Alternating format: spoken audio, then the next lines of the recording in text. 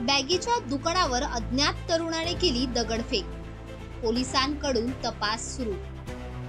कल्याण पूर्वेकडील खडेगोलोली परिसरातील धक्कादायक प्रकार, बॅगेच्या दुकानावर अज्ञात तरुणाने केली दगडफेक।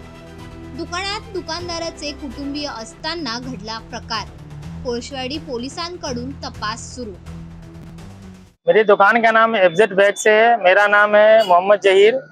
रात के 11 बजे मेरे साथ हादसा हुआ कि मैं अंदर बैठा था कुर्सी पे, बाहर से 5-7 आदमी गर्दुल्ले चर्ची लोग आए, टपोरी लोग।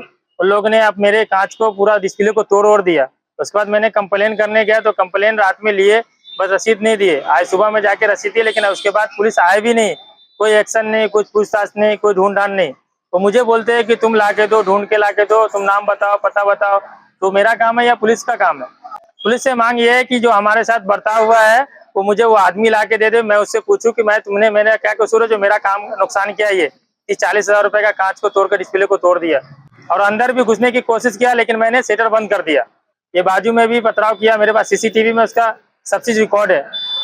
आज सकाळी मला या बॅगवाल्यांचा फोन आला होता की रात्री 11 वाजता त्यांच्या दुकानावर काही लोकांनी दगडफेक केली।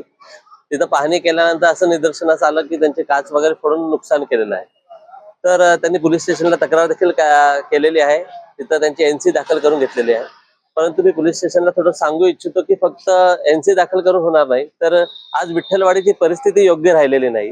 काही चरस गांजा पिणारे लोक आहेत, नशा करणारे मुलं आहेत, लहान लहान 15-15, 16-16 वर्षाचे, हे विभागात दहशत पसरवण्याचा प्रयत्न करत असतात।